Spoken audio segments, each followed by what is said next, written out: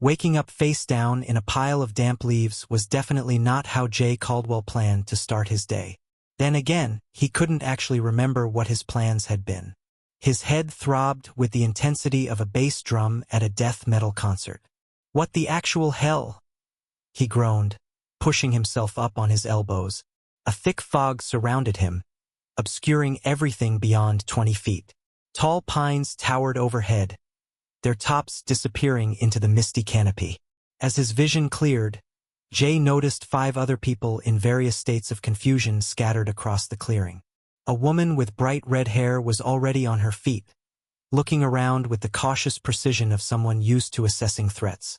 Next to her, a lanky guy in a lab coat was checking his pockets with increasing desperation. A few yards away, a burly man in what appeared to be security guard attire was helping a younger woman in hospital scrubs to her feet. Off to the side, an older gentleman in an expensive but now very dirty suit was brushing leaves from his sleeves with obvious disgust. "Anyone know where we are or how we got to this charming woodland retreat?" Jay called out. "Because my memory seems to have taken an unscheduled vacation." The redhead approached him, her movements precise and deliberate. "Name's Vex Riley, former military intelligence. Last thing I remember was responding to an alert at a research facility in Nevada. Then, nothing until waking up here in Fog City." She extended her hand, which Jay accepted, allowing her to pull him to his feet. "Jay Caldwell, investigative journalist. I was working on a story about missing persons near that new tech campus outside Seattle. Went in for an interview and..." He frowned. Complete blank after that. The man in the lab coat nervously stepped forward. "Dr. Elliot Parker, neurologist and sleep researcher. I was in my lab conducting a trial on deep brain stimulation when everything went dark." He ran a shaky hand through his disheveled hair.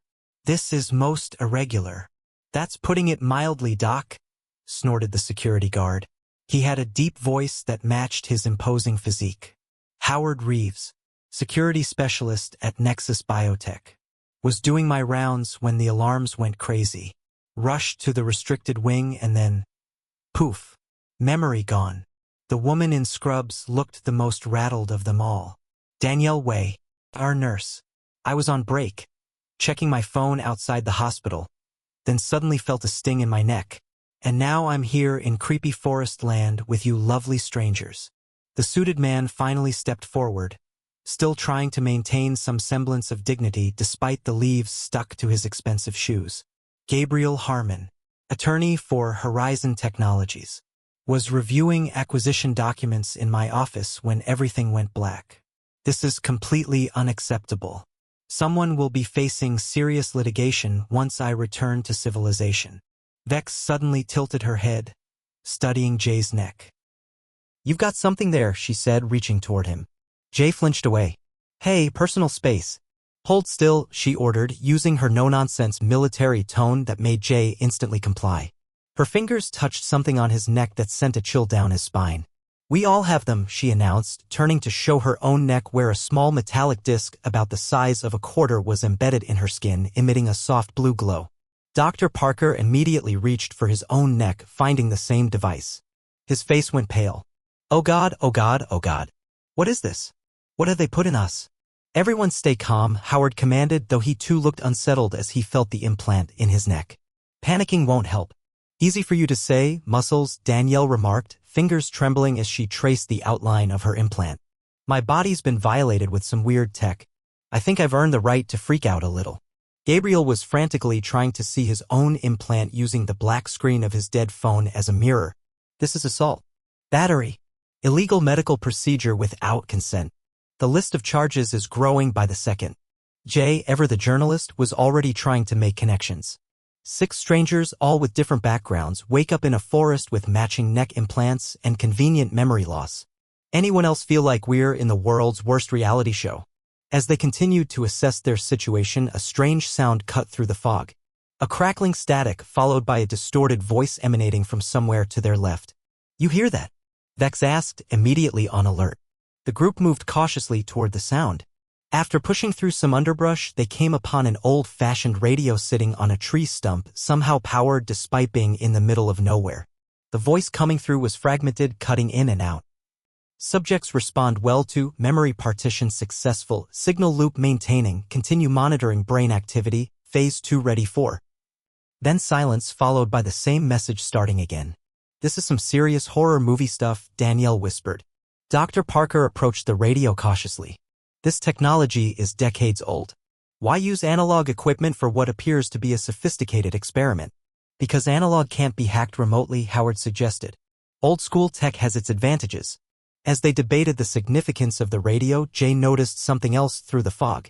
Hey, there's more over there.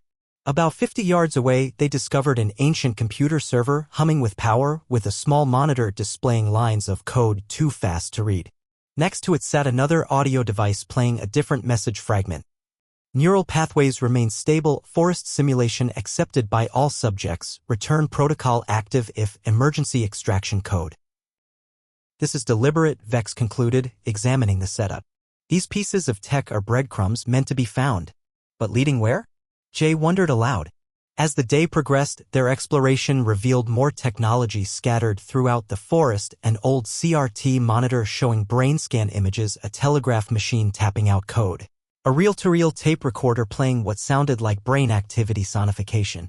The group dynamics quickly began to take shape. Vex naturally assumed leadership with Howard backing her decisions. Dr. Parker became their technology interpreter while Jay documented everything they found, asking questions that others hadn't thought to ask. Danielle kept them grounded with her practical medical knowledge, and Gabriel alternated between complaining and providing surprisingly insightful analysis of their legal situation. We need to find higher ground, Vex decided as the fog seemed to thicken around them. See if we can spot anything useful. They trudged through the increasingly dense forest for what felt like hours, though without working watches or phones, time was impossible to track. The trees eventually began to thin, and they found themselves entering a large circular clearing. In its center stood a massive radio tower at least 100 feet tall, with pulsing red lights that somehow penetrated the dense fog above. Well, Jay remarked, staring up at the imposing structure, I think we just found the X that marks the spot. The radio tower loomed over them like an ominous metal giant, its red warning lights pulsing in perfect sync with the blue glow from their neck implants. None of them mentioned this synchronization aloud, as if speaking it might make their situation even more terrifying. Anyone else feel like we're mice who just found the center of the maze? Jay quipped, his humor barely masking his unease. Vex was already examining the base of the tower, which connected to a small concrete structure. This isn't just a tower, she announced. It's an entrance. The concrete building had a heavy steel door with a keypad that looked straight out of the 1980s. Dr. Parker studied it with academic interest. Fascinating. The technology we've encountered spans multiple decades. This keypad is from the Cold War era, while our implants are clearly cutting edge. That's great, Professor History of Tech, but how do we get in? Gabriel asked impatiently. Howard stepped forward. Stand back. I'll handle this. He flexed his impressive muscles, preparing to force the door. Wait, Danielle called out. Look at our implants. She pointed to her neck where the blue glow had intensified and was now pulsing in a distinct pattern. It's not random. It's a sequence. Dr. Parker's eyes widened. She's right. It's binary code. The long pulses are ones, the short pulses are zeros. Can you translate it? Vex asked. Already on it, Jay said, having found a small notebook in his pocket. He'd been jotting down the pattern. If I'm reading this right, it's a 6-digit code. 437291. Howard stepped aside as Dr. Parker punched the numbers into the keypad. After a tense moment, they heard a mechanical click, followed by the groan of long and used hinges as the door swung open. Great, Gabriel muttered. We've successfully found our way deeper into the nightmare. Wonderful teamwork, everyone. They descended a narrow staircase that spiraled downward into darkness, with only the blue glow from their implants providing illumination. After what seemed like hundreds of steps, they emerged into a vast underground facility filled with rows upon rows of vintage computer equipment, all humming with activity. It's like a museum of technological evolution, Dr. Parker whispered in awe. Massive mainframes from the 1960s stood alongside 1980s computers and more modern servers. Connecting everything was a web of cables that all led to a central platform where 6 reclined chairs sat arranged in a circle, each equipped with what looked like neural interface equipment.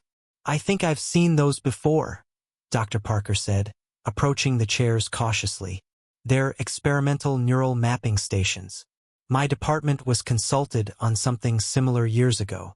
Danielle pointed to 6 screens above the chairs, each displaying vital signs and brain activity. "Those are our readings," she said with certainty. "I recognize the patterns from EEG monitoring."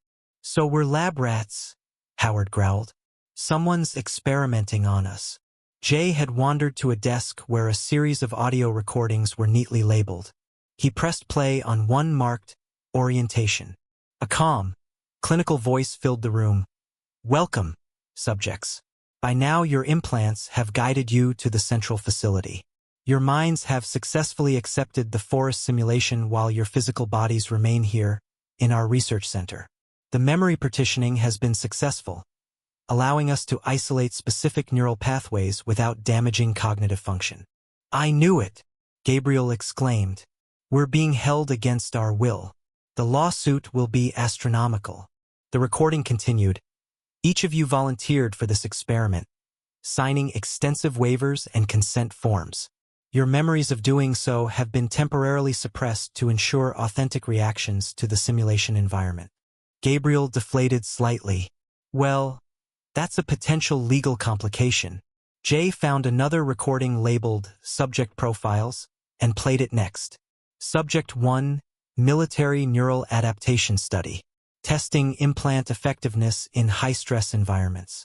Subject 2, Investigative Pattern Recognition under Duress. Subject 3, Scientific Problem Solving with Limited Information. Subject 4, Security Protocol Testing Against Unknown Threats. Subject 5, Medical Response Assessment in Crisis Scenarios. Subject 6, Ethical Decision-Making Under Extreme Circumstances. "They're testing us each for different reasons," Vex realized, "using our professional backgrounds against us." Dr. Parker was studying a complex diagram on one of the walls. "This is brilliant and terrifying," he said. "They've created a closed neural network using our 6 minds, with the signal looping between us through the implants. That's why we found those audio fragments. They're pieces of the programming that maintains our shared simulation." "So none of this is real?" Danielle asked.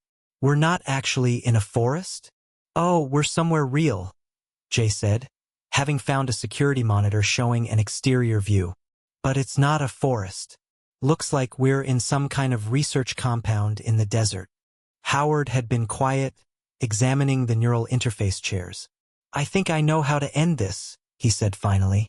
"These connections here, they're the physical links to our implants. If we disconnect them simultaneously, it should break the signal loop. Or fry our brains," Gabriel pointed out. "Actually, he might be right," Dr. Parker said, examining the equipment. "The system is designed with multiple failsafes. Disrupting the loop would likely trigger the emergency extraction protocol mentioned in one of the audio fragments." Before they could decide on a course of action, a new message began playing over the facility's speakers. "Attention research team. Signal loop integrity at 37% and falling. Neural dissolution imminent. Recommend immediate termination of experiment. Repeat. Neural dissolution imminent."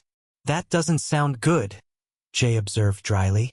"It means our minds are rejecting the simulation," Dr. Parker explained urgently. "If we don't exit properly, there could be permanent damage." "I vote for not having permanent brain damage," Danielle said, raising her hand. Vex took charge. "Everyone to a chair. We disconnect on my count." They each positioned themselves next to a neural interface chair. Howard and Dr. Parker quickly explained which connections needed to be pulled. "Ready," Vex called out. 3, 2, 1 now."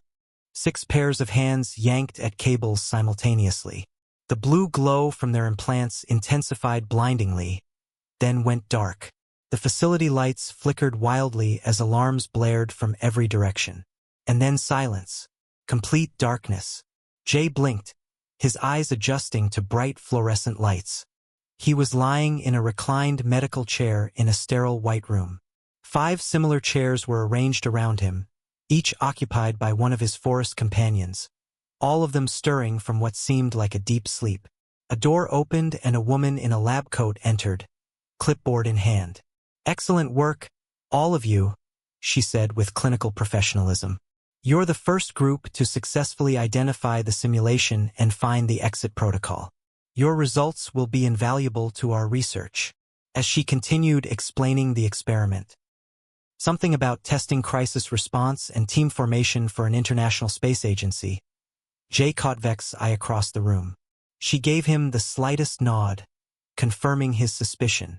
Something wasn't right. The woman's voice had the same cadence as the recordings. The room felt too perfect, too expected. As they were led out of the facility into the blinding sunlight of what appeared to be a remote desert research station, Jay noticed a small detail that made his blood run cold. In the sky above the compound, barely visible but definitely there, was the faintest trace of pixelation, like a digital rendering that wasn't quite perfect. "We're still in," he whispered to himself. The loop continues. In the distance, a radio tower pulsed with red light.